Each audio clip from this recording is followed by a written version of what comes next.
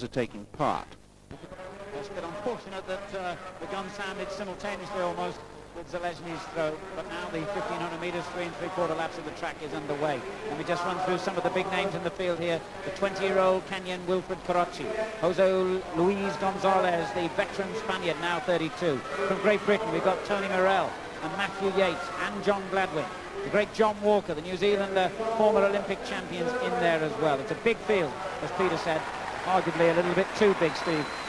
Yes, I think it is, and especially when we saw the problems that happened in the 5,000 metres with the big field. But they're running wide, as you can see, which is the main problem if the pace is fast, and I think it's respectable. We haven't got it through the quarter yet, but they're reasonably hacking along here, so it's going to be a fair old race. Simon Fairbrother, the Haringey athlete, who's in there to set the early pace, number 19. Behind him, Guldberg of Denmark, number 1. Then Tony Morrell wearing number 14 of Great Britain. Karachi is tiny figure, only 5 feet 5 and a little bit. He looks absolutely dwarfed. Looks like one of the youth runners has got himself mixed up in the senior race, but he's a very good runner, this boy. He's won 4 World Junior gold medals, 2 over cross country, 2 over 1500 metres, and was second to Peter Elliott in the Commonwealth Games. There's 2 tiny ones, in fact, because 10 is Kip Cheriot. He's also almost equally small. But Simon Fairbrother leading now through 600 metres in 1:42, doing a good job of setting a reasonably quick pace, particularly necessary because of the size of the field, in order to string them out a bit. That's right, we clocked the first lap in 57 points, which is good performances. As we go through the 800 in 1:56, they really are clocking up a very respectable time here, Peter. They are indeed, and Steve Backley is also standing at the end of the javelin run-up, so we may need to switch to that in a moment, as Steve Backley being urged, of course, by everybody to aim at that world record level. Meanwhile, in the 1500 metres, Guldberg has taken the lead. We'll come back to that in a moment. Here we go. Steve Backley, 4th round attempts. Already very close to the world record. Stays behind the line. It goes high again. Gooches up. It's there. A tremendous throw. A new world record. The first ever 90-metre throw with the new javelin for Steve Backley. Regains his world record. What a night. We'll come back to that measurement in a moment, Alan, the 1500 metres. Well, nothing can equal that, of course, and the whole stadium is on its feet cheering, and the 1500-metre runners must wonder what on earth has happened here as Tony Morrell hits the front for Great Britain. What a night this is proving to be for British athletes. Karachi is pursuing him. Backley's got a world record, Jackson's got a new stadium record, and now we've got 2 Britons chasing for the leadership in this 1500 metres, because Matthew Yates is following Tony Morrell all the way. The whole stadium's still excited as Neil Horsfield, the Welshman, also moves into 3rd place. We've got 3 British athletes in the 1500 metres, bringing this incredible night to a grandstand finish. Yates is holding on. Horsfield is fighting him all the way to the line. It's another desperate finish. I think Horsfield got it. Yates 2nd, Morrell 3rd. 3:35 the winning time. The most remarkable finish to a meeting I have ever seen at Crystal Palace. And it's 90 metres, 98 for Steve Backley, the world record holder, the first British thrower to set a world record, who's now become the man to regain the world record in front of the home crowd and exult. The second heat of the 1500 metres about to get underway on the far side of the track. Mark Rowland, who is more familiar to you all as a steeplechaser, and it was in that event that he took the bronze medal in the Seoul Olympics. Almost certain, well, let's face it, he is certain to gain selection in the steeplechase, so he's just decided to run the 1500 metres here instead. 16 men in the lineup again here. This was the race that Matthew Yates should have been appearing in, but as I was telling you, he had an injury earlier in the week, caused apparently, or at least exaggerated by physiotherapy treatment on it.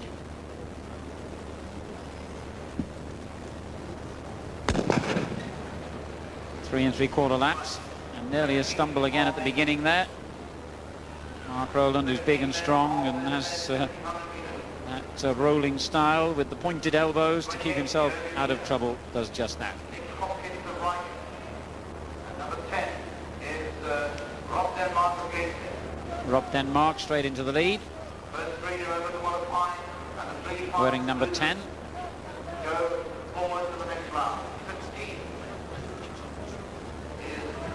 Had one or two changes of numbers in this field, but I can tell you that Nicholas Hopkins is wearing number 28 there in second place, and third Gervais Dunbar from Shaftesbury Harriers, number 15. Small figure of Gary Schumack, the Australian, number 58, very small figure in about 5th place. Incidentally, if your appetite has been whetted by the athletics action you've seen here tonight, let me tell you that there's several thousand tickets available for tomorrow, the second and final day of these championships.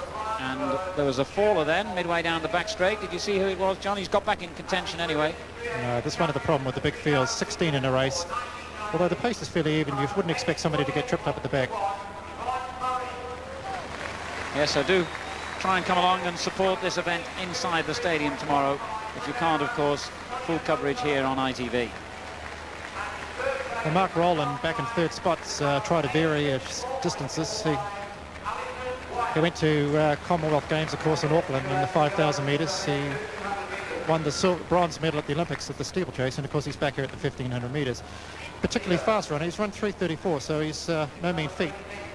But the problem is he's had a few injuries this year, and of course he's had groin injuries, and he didn't want to try his luck at the steeplechase. Nicholas Hopkins still in the lead. Rob Denmark, and then Mark Rowland. Sub 60-second lap that time.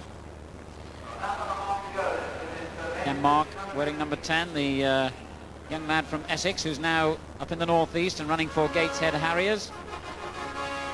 Also up there completing that leading group of 4 is Gary Marlow, with Ian Manners of Highgate just behind them in 5th place, the only ones really in contention at the moment.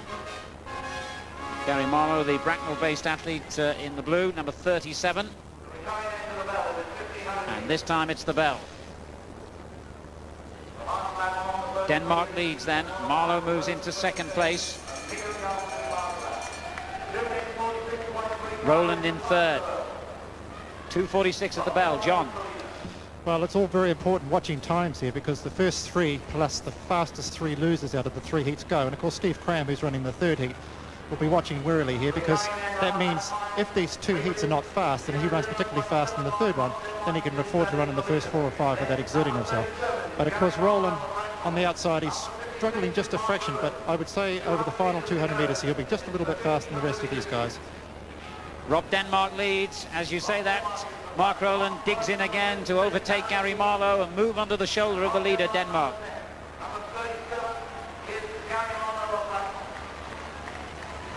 Marlow comes again on the inside. Mark Rowland only saw him late. Nicholas Hopkins finishing fast as well, number 28. And Mark Rowland nips through to take it ahead of Rob Denmark, Hopkins, and then Marlow. They were the first 4. The winning time, 3:43.79.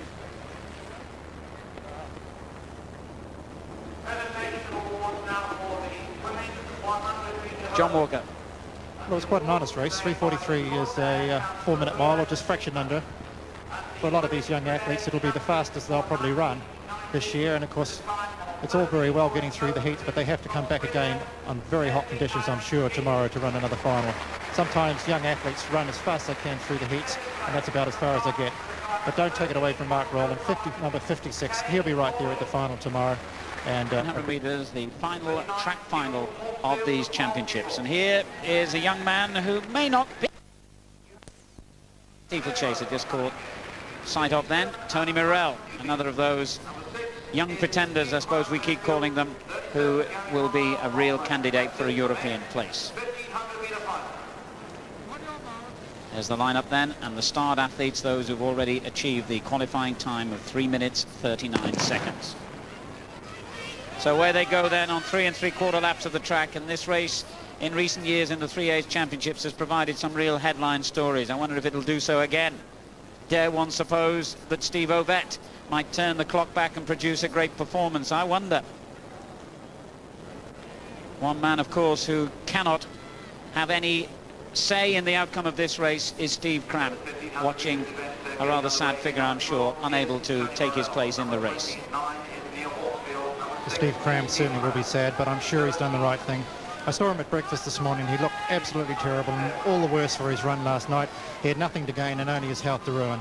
But it's going to be a tactical race out there today. I can't see the pace being extremely fast. It is hot, it's very windy, and everybody wants to win because they know the first person past the post is automatically on the way. The man out in front, Neil Horsfield, has come from a very good background this year. He's got all the credentials to win this. He's run a very fast 1,500 metres. As you can see, the pace is not fast. Nobody wants to lead. And he's also run his personal best only last week over 800 metres. 63, it's pathetically slow. The only man really missing that we ought to mention, of course, is Peter Elliott. And it's inconceivable that the selectors won't give him the nod, even though he's had a couple of injury problems lately. A lot of bumping and barging going on. Always a danger, John, in slow-run races like this. Yes, it is. And Steve Ovett, of course, the crowd favourite out there. He's right on the inside again. This time he takes great pride in running tactically extremely well, but it's going to be an all-out sprint. I can see Tony Morrell later on in the race trying to wind it up 500 metres out. It's his only way to win. He was very disappointed at Crystal Palace only 2 weeks ago. He thought he could have won that race, and he will be out to make amends today, but extremely slow, tactical race. But of course, this is what it's all about. This is championship running, and this is what happens in the Europeans, as we've seen over the years, and it's the person who gets the best position. At the moment, it's Morrell and Horsfield who are poised to take this race. Neil Horsfield, number 29, white vest and black shorts in the lead. The red-headed figure of Tony Morrell in second place. Steve Ovett just behind those two. Gary Marlow in blue, number 37, the Bracknell-based athlete. There's a lot of barging and a lot of closely packed athletes there as Steve Halliday moves up on the outside. And Simon Fairbrother, the number 17, also in that leading group. Mark Rowland just easing his way to the back to give himself a bit of room. The little Kiwi Alan Bunce in the middle there as well, in fourth place at the moment. John Walker's training partner. I was going to say, John, dare one suggest it's been run slow enough to give Steve Ovett a chance here in a sprint finish. Well, Steve Ovett on his day, of course, he's a tremendous athlete, and if he really puts his mind to it, he could certainly do something here, but he's getting himself in all sorts of trouble at the moment, and he's getting shuffled back through the field, and it's going to be one tremendous last 300 metres. The pace is going to start to wind up now with the fastest two men out in front. Horsfield not doing any more than he has to. Morrell on his outside, and everybody else waiting for them to go. They're really giving it to him. Steve Halliday running well, number 24. Could he be the Matthew Yates of 1990? Rowland coming up well, and Gary Marlow as well. There's a tremendous incentive for all these athletes here, and Halliday and Morrell clashed, and Morrell's gone into the infield, and Halliday is out of it. There's been another incident, but Horsfield is away and safe, and so too is Mark Rowland. Horsfield leads, Rowland second, Gary Marlow in third place. Ovett still back in the pack. Horsfield looking strong. Rowland chasing him, but he'll go in the steeplechase, remember, so the places behind him are important anyway. And Neil Horsfield has made absolutely certain of his. Crabb is finishing very fast, just out of the picture as well. Rowland second, Marlow third, Crabb was fourth. And Steve Crabb suddenly stirred things up right at the finish in a race that proved just as dramatic as last year's, and there is one very angry Tony Morrell with Matthew Yates, the man who was involved in last year's race, trying to console him, but he's inconsolable because Tony Morrell, we felt before the race, was very, very likely to figure in the first couple of places and gain selection. He still could, of course. Don't forget the selectors have to decide. A little bit of elbowing. Mark Rowland came right on the outside. He's the one who caused the problem. Mark Rowland, number 56, he pushed Halliday out, and of course then he pushed Morrell off the track. Morrell had no chance. He's interfered with the rest of the field. He pushed Bunce off the track as well, and of course this made a really easy race for Neil Horsfield. This is going to cause the selectors a real nightmare now because we've got Cram on the outer, Peter Elliott, of course, natural choice, and now Morrell, who I would have thought would have been a natural choice to go to Split. He's walking down now. Meter story, Steve Cram, that's going to run and run, but very briefly sum up where you feel that race leaves you now. Well, I mean, you know, that's not the type of situation you'd like to see in any race, and that's not the way I would have liked things to have happened favourably for me. I suppose people are going to turn around and say, well, it helps my situation. I mean, Neil Horsfield has earned his spot. For such a relatively short race, Paul Burgess, Johan Beer, Mbigani T, Gary Marlow, Terry West, David Moore, Jason Lobo, Joseph Chisiri, Gilmore Santos and Lewis Johnson, who we think might be in there to set the pace. But this is the man who's the focal point of attention for this big crowd, and I'm sure for most of our television viewers tonight. Is Steve Cram really back in the kind of shape that will enable him to go to Split and defend his European crown? Steve Ovett, what do you think? Well, I think he is, the same as I thought Sebastian Coe would be when they didn't select him for the Olympic Games, but they've suddenly done a belt turn and decided to select Steve, and I think that is the right decision. I think here tonight all he's got to do is really go with the pacemakers. That's exactly what he's doing. The rest of the field, as you quite rightly said, Alan, really shouldn't offer any opposition to him. It's not that strong, so hopefully all he's got to do is just stretch his legs out and get a good performance in here. And I think if he can do that comfortably and come away with a win in front of his home crowd, he'll go to the European Championships, I think, in a better frame of mind, because with only very few races behind him, he'll want those to be good races, not bad ones. Just coming up to the time for the first 400 metres, then it is 54.12. That's good. I think that's what they should be doing. They should be dragging these boys around at a fast time. And if he can get that sort of speed in his legs, Steve, rather than running slow races, I think that'll stand him in good stead for the European Championships. Lewis Johnson, the American pacemaker, leads. Steve Cram for Great Britain is second. Joseph Chisire of Kenya is in third. This time it's the bell. 1:22.55 at 600 metres. But really, as much as a race against the clock, this is a race against his own mental state, I think, for Steve Cram. If he can convince himself that he's really back to form and fitness, Steve Cram will be a new man in Split, and will be a man who will be feared by all the other competitors, that's for sure. Gary Marlow moves into third place as Lewis Johnson steps aside to let Cram take it on from 200 metres. Gary Marlow's running very well here. He had a good run in the 3As. He was second over 1,500 metres, and he's determined not to let Steve Cram have it all his own way in his own theatre here in Gateshead. Needless to say who the crowd want to win. Marlow will fight all the way to the line. Cram's legs buckling a little bit, and coming up on the inside as well is Burgess. It's a tremendous run, and another great run by Beria on the outside. He just came from nowhere and gave us a real shock finish. Jonah Beria, the little Kenyan, who's only 18 and won the World Junior Championship over 800 metres a couple of years back, shocked everyone there, including, I think, our cameraman, by absolutely stealing up unnoticed on the outside. And Cram and all the others on the line found that their efforts were, well, not exactly wasted, but in vain as well. Butayev and Starr battling for the other places. Danielson's lost it. Butayev third, then Danielson fourth. 7:51 the time. They bid their time. They were very, very cool in taking that risk. 3:34.93, good time. Tanui second, Morel third. And then I think Spivey of the United States was the next finisher. And Steve Ovett, I'm afraid, trails in last and way behind the rest. Well, Tony Morel ran, as I was saying before the race, on frustration and anger there, and he ran pretty well. And 16 men in this 1,500 metres. Isn't it amazing? For so many years in Britain, the 1,500 metre race has been always the highlight, but it was overshadowed last year when Backley threw his world record in the javelin. And this year, well, it's going to take some doing to live up to what's gone before it, especially as you look down the list of names here. Sadly, the main man, as far as British crowd was concerned, is missing, and that, of course, is the new Dream Mile winner, Peter Elliott, who couldn't take his place because of injury. But just looking down those names, still a very, very good field indeed here. Paul Rowbottom, United Kingdom runner, setting the pace here.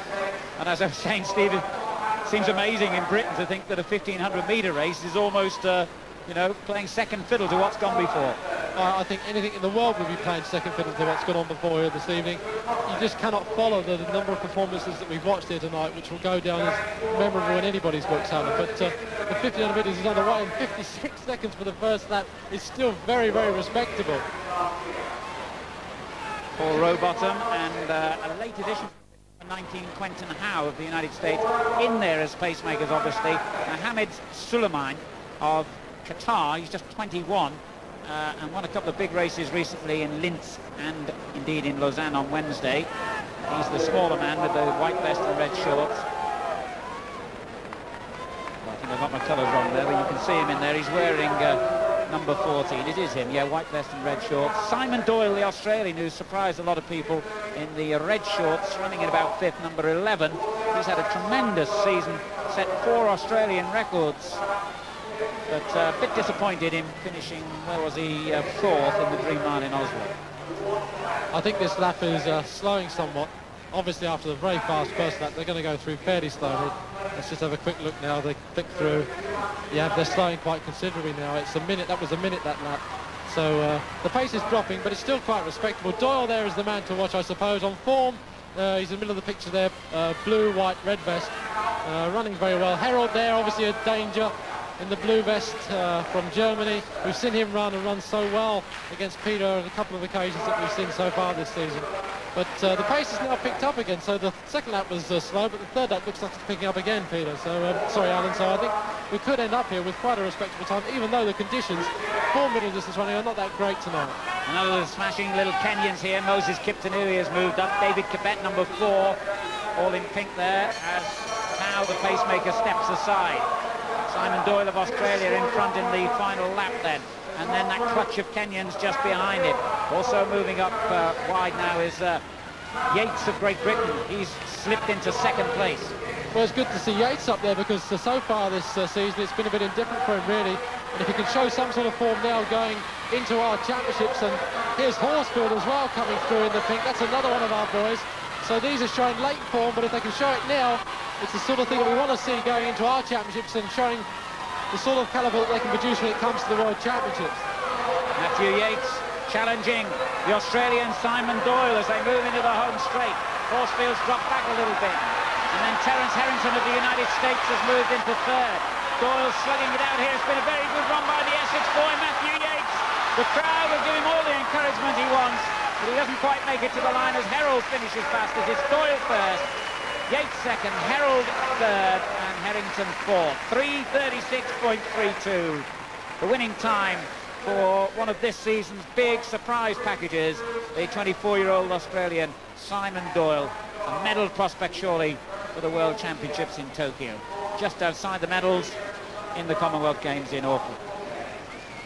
Well, that's an expected run from Doyle. He's been pumping out those sort of performances all over Europe, and but the surprise here is Yates, really showing in different form, as I said, up until now. There's Herald way back there, number 8. He's a class runner, but look at Yates coming through. Must have run 36 something there, which is a big improvement.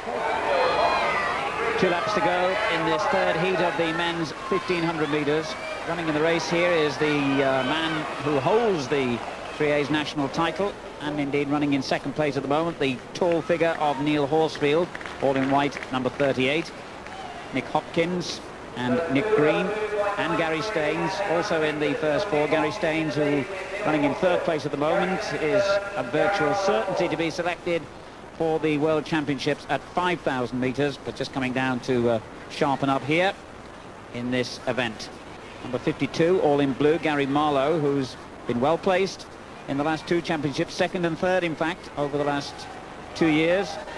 He's in 4th at the moment.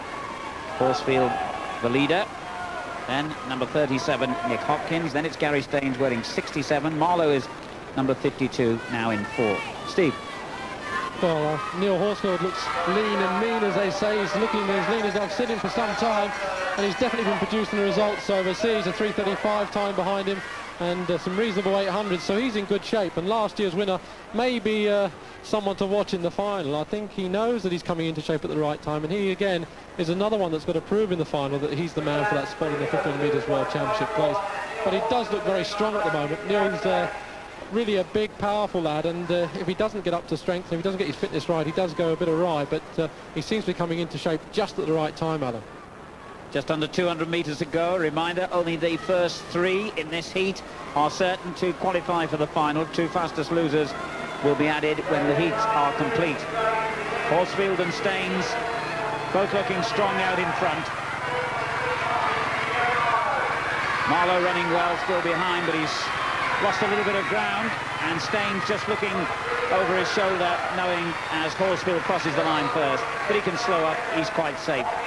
3:44 the time for Neil Horsfield. Into fitness and into shape is the man. 0.88 for the 1,000 metres on a cold, windy night, exactly 6 years ago to the very day. 9 men in the field. William Tanui of Kenya, Kevin McKay, who was left out, with Cram getting the vote from the selectors instead of him.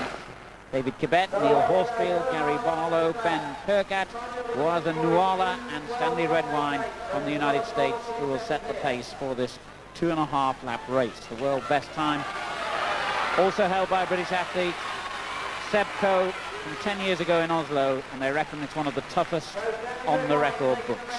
So Redwine of the United States will lead. Steve Cram in the unfamiliar green and white, wearing number 5 in the middle of the picture, will be looking to continue his improvement in recent weeks.